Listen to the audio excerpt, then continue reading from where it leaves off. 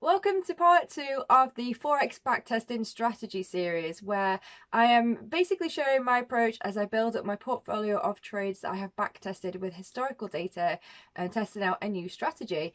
In part 1, if you didn't catch it, I'll include a link above, but that basically covered the part 1 of the backtesting process, which is making the trade plan and coming up with a way to document all the backtesting data, which is obviously crucial because that's why we're doing the backtesting in the first place. And in this video, we're going to dive onto the charts and I'm going to do some live backtesting trading with you guys. I aim to do at least 5 trades today and I'm going to show my process. Let's dive right into it.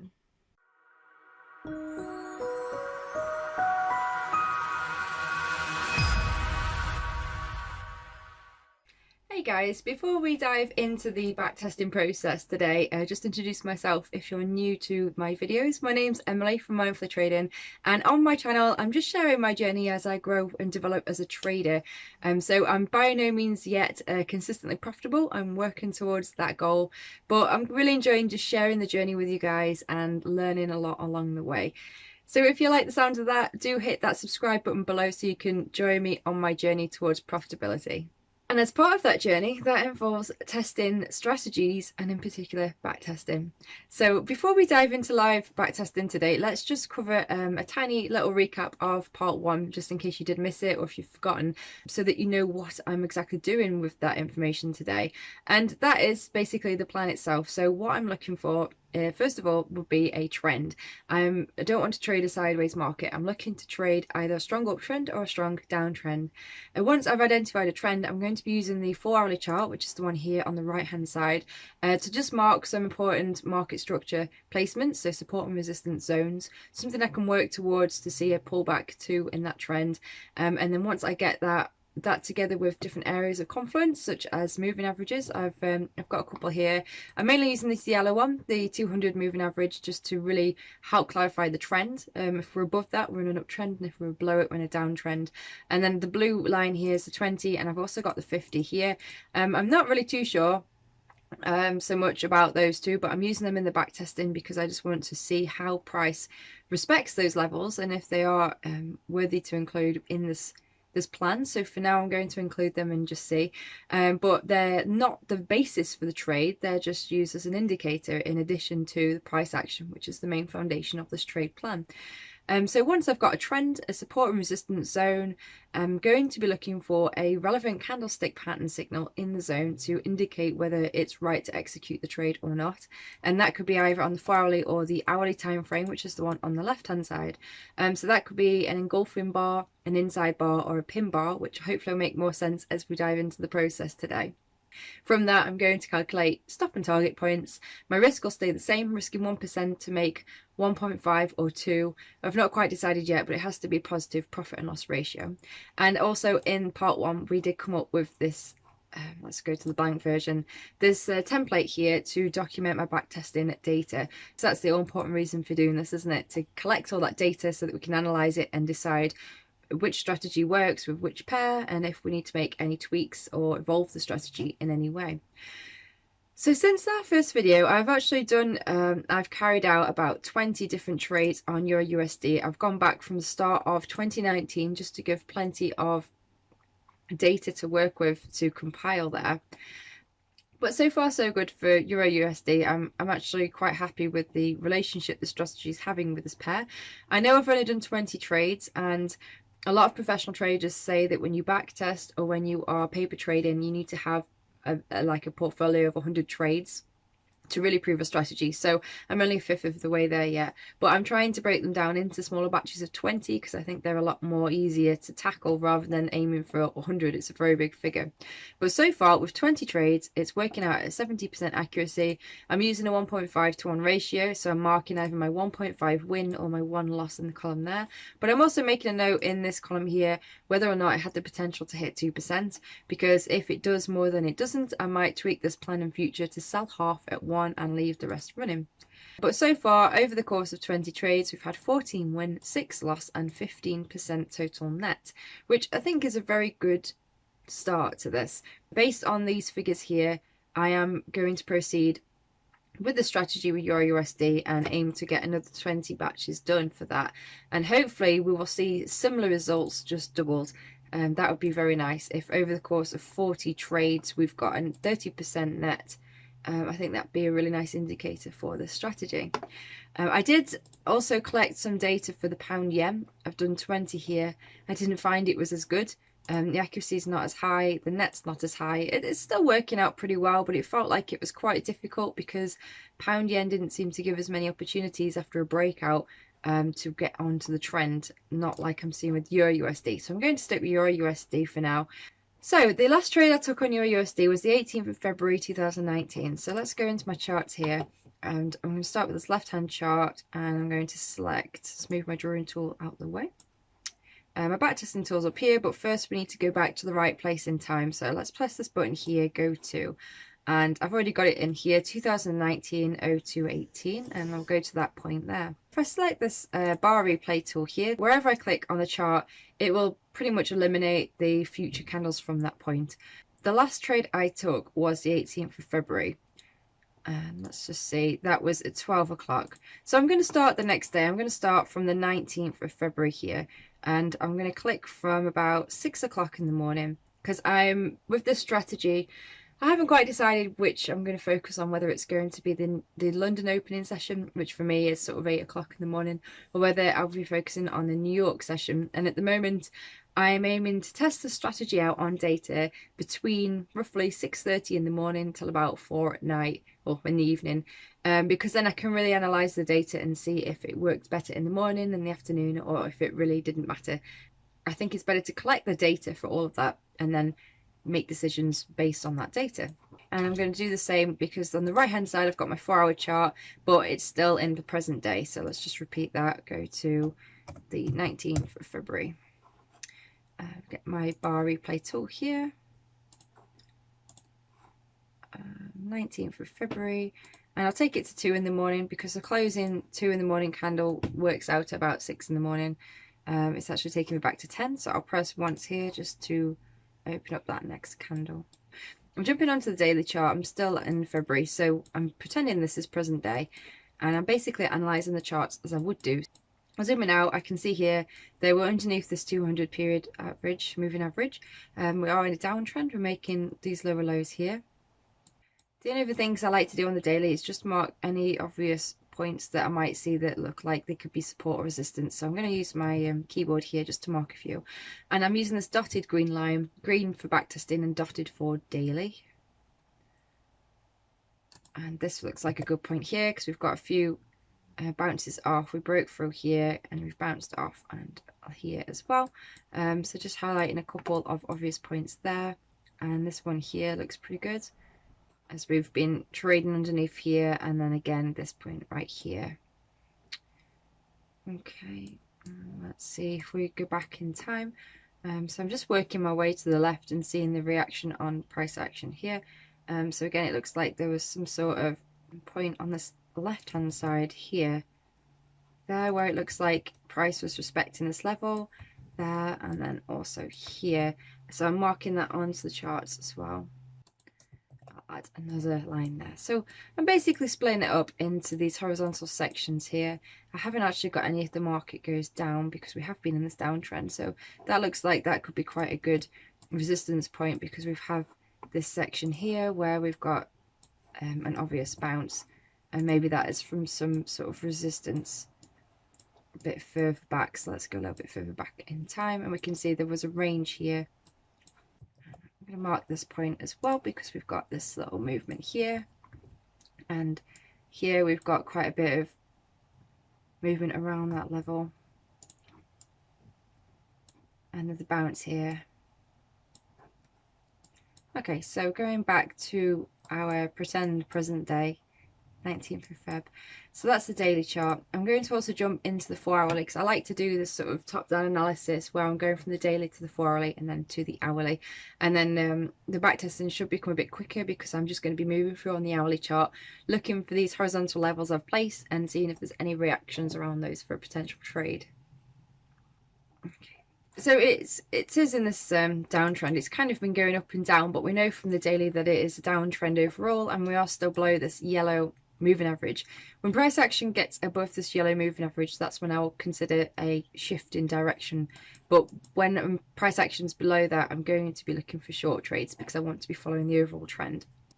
So again, let's just see if there are any areas here that we need to be thinking about. Okay. So I'm going to use this horizontal ray for the 4-hourly chart because we've got a little bounce here.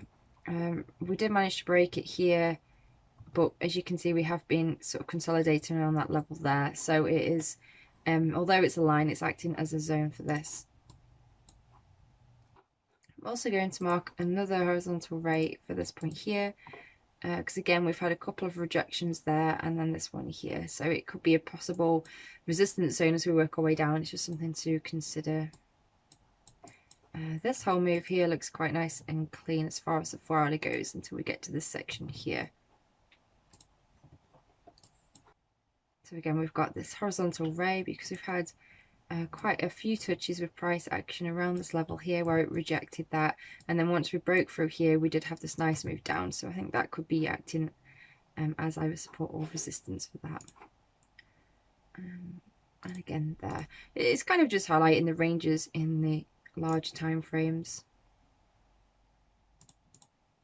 And this big space here below this daily pivot, let's just see what happens. We have been trading above that, so if we get below that, I mean, it could really go down. For now, there isn't any data below that until we get to 2017. So if we get below that, I mean, that's we'll see what happens when we get there. We can always jump back to this time frame, but for now I'm going to stick with what we've got. So step one, we've got the trend. We're in a downtrend, so for now I will be looking for short positions.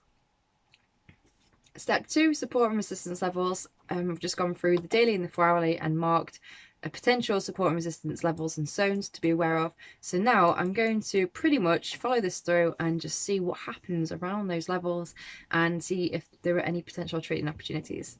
So that's the 5 o'clock in the morning candle on the hourly. I'm just going to use this forward. This does it one at a time. I can reduce the speed and I can always do it by candle as well, playing it, but I'm going to do it one at a time for now just to see what's going on. So what I'm looking at here is we've got this horizontal ray. We have come up on both charts and we're currently playing around with this horizontal ray. So what I'm looking for is some kind of clear signal from price action as to whether we're going to reject that and close below, and if so, I'd be interested for short because that is going with the overall trend. If it closes above, then I'm probably going to ignore that for now because it's going against my trade plan. I want to be following the trend, and it might mean that it needs some more pullback until ultimately we either get a big drop down that we can follow, or there is a change in the trend, a shift. And if so, we'll wait for confirmation of that before I actually get into that. The candlestick pattern signals that I'm looking for, as I said before, the engulfing bar, the inside bar, the pin bar. Now here it has made a bearish red candle, and as you can see, the tops are basically level with each other, even though the bottom is engulfing. So I'm not too sure on that. I would consider that for a trade, but then I would look for the 4-hour for confirmation, and the closing 4-hour candle was actually closed above this horizontal rate. So that's kind of like indecision for me. So I'm going to ignore that for now. Okay, we seem to just be in this little sideways consolidation along this daily pivot here. I haven't yet got a candlestick signal. Again, it's 4 o'clock, so I'm just going to skip this on. And this is quite a good demonstration, really, of the quiet days you get in the market, because now we've gone through 2 days of data and nothing has matched up with my trade plan. So it goes to show that some days are for trading and some days are not with certain pairs. Okay, guys, I think I've found a trade set up. So we've jumped now to the 4th of March, and using this 4-hourly, we're still on this 200 moving average, so it's not yet clear as to the trend here, but keeping that short bias, I'm on the hourly chart here, and we've got this bearish candle coming down. The 9 o'clock candle is closing an inside bar doji, and I'm jumping down to the 15 minutes. I've just sort of checked back my past data, and a lot of the executions I've been using the 15 minute as well, so just to look at that. And what I'd be looking at here, we've got this kind of drop down, this move up to retest. We have the doji here. We've got another bearish candle. So if we get below this the low of this green candle here, I consider this the inside bar move. So again, I'm going to place my short position tool here, and let's jump back to the hourly just to look at a good place for setting a stop. So it'll probably be at the top of this candle, and adding a few pips on there, and I'm going to place a 1.5 target. Let's go back to the 15 because that's where I've executed it, and just see what it does.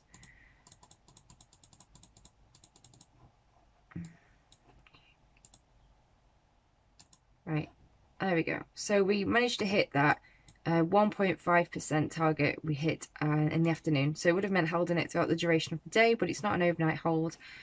So I'm going to make a note of that in my spreadsheet. So let's mark on where I would have actually gotten into that trade there, and look at that in further detail. Right, so it's the 4th of March at 10 o'clock in the morning, and this makes trade 21.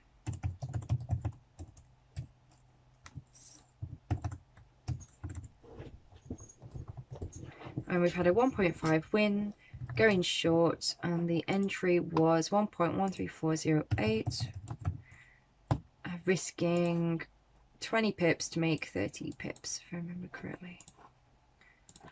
20 to make 30. We managed to hit 1.5. Did we hit the 2?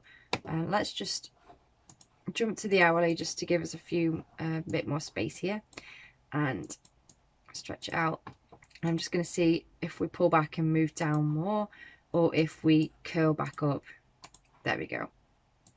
Okay, let's see what that was. So my 2% would be just above the horizontal ray, and it did hit 2%, but it didn't hit it until the next day. So if I'd held it overnight, by 3 o'clock the next day, it would have actually hit it.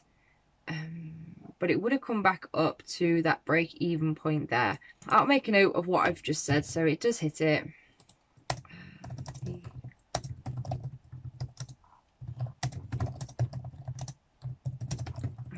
I think all of these are good points to include on a backtesting plan, because if I'd consider selling half at 1% and then holding the rest but setting a stop to break even based on this trade, I would have gotten hit break even first, so I wouldn't have got the 2%. So I just want to make a note of that.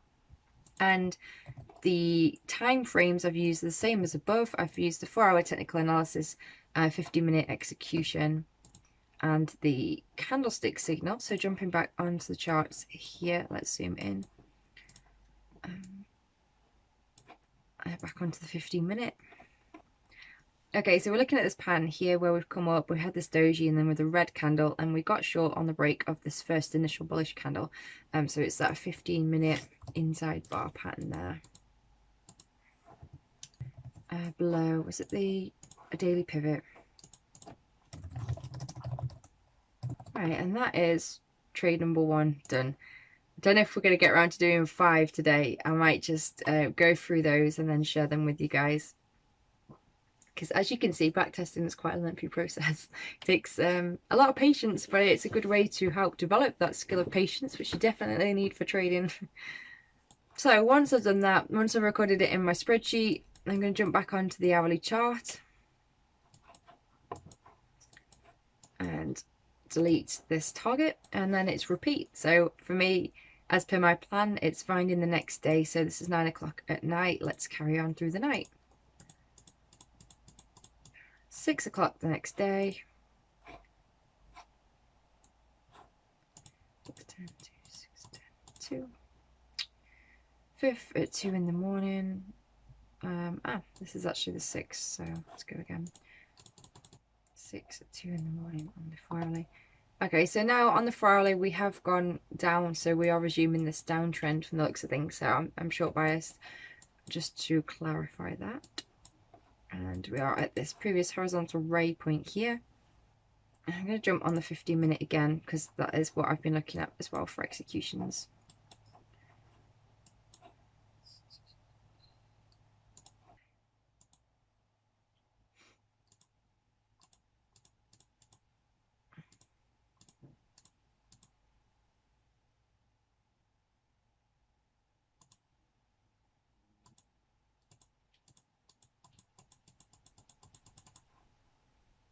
Okay, this is quite an interesting candle. A lot of volumes come in here. It's quite interesting backtesting as well, because sometimes there'll be big spikes in volume and it makes me wonder if there was any news out that day. But this was 130 and it looks to be forming a bullish pin bar, really, because we've rejected this bottom level. But let's just see.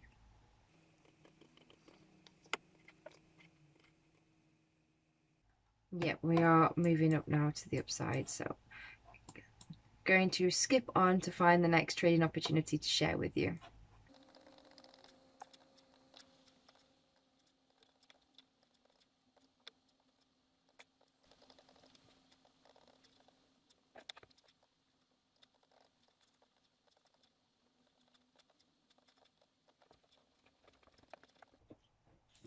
Hello, mate. Unfortunately, I've just found this nice move here, a big sharp move down on the 7th, but there wasn't any candlestick pattern signal that matches my trade plan. So although it's gone through the structure in the downtrend and would have been a nice short, there wasn't any signal to get into it. And sometimes I think that happens, and it's what the backtesting shows too, is that you can't really catch every trade. Potential trade number 2. So on the 4-hourly, we have come down here. We are below the moving averages. We're in this downtrend and we've pulled back up to this horizontal ray. So I'm looking at that on the left hand side here on the 15-minute chart, and this is around about 9:45 in the morning. And as you can see, we've got this another inside bar set up. Although this is quite a green bullish candle, we've got this red one that's formed just in there. So if price action does come below the bottom of this green candle, that's where I'd be quite interested in getting in short. So let's just draw out the short tool here, and I'm going to jump to the hourly just to calculate the targets. So let's go to the top of that hourly candle, which only gives us 11, so I'm going to go up to 15 and just check on the 4-hourly, and it is sort of just above the support level at 06, 1260, 1262. So it's a smaller stop. Just add another pip on just to be sure there, and a 1.5 target here. And let's see how that plays out. Oh, nice. So it looks like we've got 1.5, and then it goes back to the upside. It's quite tight though. It depends on the broker. I mean, it is a win, but it depends on what your spreads are saying on the broker. It's why it's good to have a broker with very small spreads, because sometimes, you know, you can't guarantee that you'd actually get that. So let's make a note of this and jump back to the 15-minute. 11th of March at 10 o'clock. Trade 22.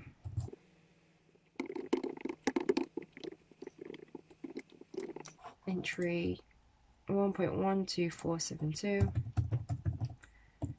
And what did we say that was? Risking 16 to make 24. But we wouldn't have got the 2% on that, because we come down and hit 1.5 and then it bounces up and it goes to where the stop would be. So same again for our technical analysis, 15-minute execution, 15-minute inside bar break below, and that's below the 4-hour horizontal ray line. So hits 1.5 R. Okay, so 2 trades down, 2 wins. Back to the hourly, and I'm just going to carry this on now, get a few more trades down and see how it's looking and show you guys.